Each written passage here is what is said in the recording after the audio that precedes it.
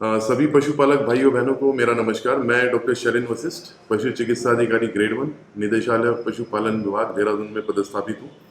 आप सभी का पशुपालन विभाग की तरफ से बहुत बहुत स्वागत। आज हम बात करेंगे कि डेयरी फार्मर्स को या फिर गाय भैंसे पालने वाले जितने भी पशुपालक भाई बहन हैं उनको रेनी सीजन में मतलब बरसात के सीजन में किन किन बातों का ध्यान रखना चाहिए। पशुपालक भाइयों बहनों, सबसे पहले तो आपको ये ध्यान रखना चाहिए कि जहाँ पर आप पशु को रखते हैं वो जगह पानी से मुक्त हो पूरी तरह से, बरसात का पानी वहाँ पर ना जाए। ध्यान रहे कि जो छतें हैं, दीवारें हैं, उनमें किसी भी तरह की लीकेज ना हो।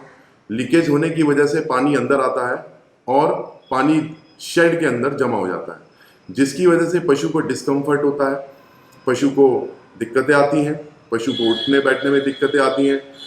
पानी भरान की वजह से जब पशु पानी में खड़ा होता है तो उसके जो खुर होते हैं वो सड़ने लगते हैं और उसमें बैक्टीरियल इन्फेक्शन होने के चांसेस काफ़ी ज़्यादा बढ़ जाते हैं। इसके अलावा पानी भरान की वजह से जो आसपास वहाँ फीड होता है, जो आहार होता है पशु का, उसमें पानी चला जाता है और पानी जाने की वजह से वहाँ पर फंगस पैदा हो जाती है और इस फंगस को खाने की वजह से पशु बीमार भी पड़ सकते हैं। इस तरह के आहार को मोल्डी आहार कहते हैं।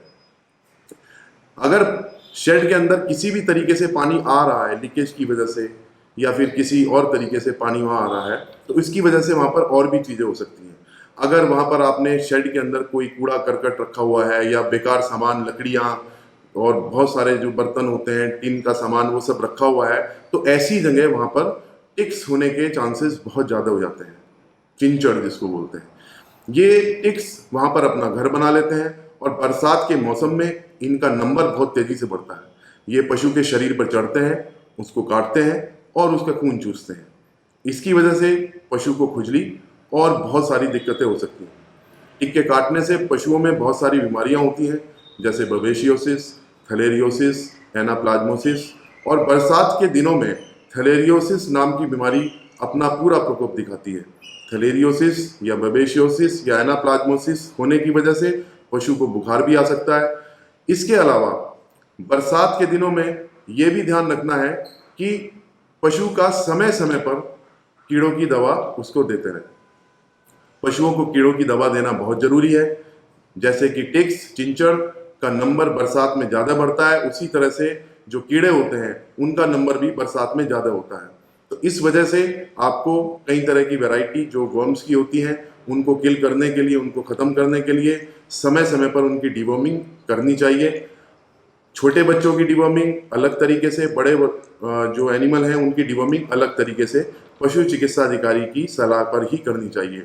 इसके अलावा आप ये ध्यान रखें कि जो भी आहार है, जो खाने की नाद होती है, अगर उसमें छूट जाता है तो उसको वहाँ से हटा लें, क्योंकि ऐसा जो आहार है वहाँ पर बहुत सारे बैक्टीरिया, फंगस उसका कारण बन जाता है। उसको समय समय पर वहाँ से हटाते रहें और समय समय पर यह भी ध्यान रखें कि जो आपकी दीवारें हैं, जो छतें हैं, जो फर्श है, ठीक है, वहाँ पर पानी निकालते रहें और जहाँ पर पशु के बैठने का स्थान है वहाँ पर डिसइंफेक्शन करते रहें। डिसइंफेक्शन करने के लिए बहुत सारी चीज़ें हैं जिनका इस्तेमाल आप कर सकते हैं। सबसे सस्ती चीज़ है KMNO4, पोटेशियम परमैंगनेट का पाउडर। वो आपको मार्केट से आसानी से मिल जाएगा। 1% का उसका सॉल्यूशन बना के 1 ग्राम अगर हम पोटेशियम परमैंगनेट को 100 ml पानी में मिलाएंगे तो 1% का सॉल्यूशन बन जाता है। इस सॉल्यूशन का छिड़काव आप फर्श पर, दीवारों पर और बर्तन धोने में कर सकते हैं। तो इस तरह की छोटी छोटी बातें हैं जो बरसात के दिनों में आपको ध्यान देनी चाहिए। मैं समझता हूं कि हमारी जो बताई हुई बातें हैं अगर आप उनको फॉलो करेंगे तो निश्चित रूप से आपका पशु, आप उसका जो प्रबंधन है वो बहुत अच्छी तरीके से कर पाएंगे। धन्यवाद।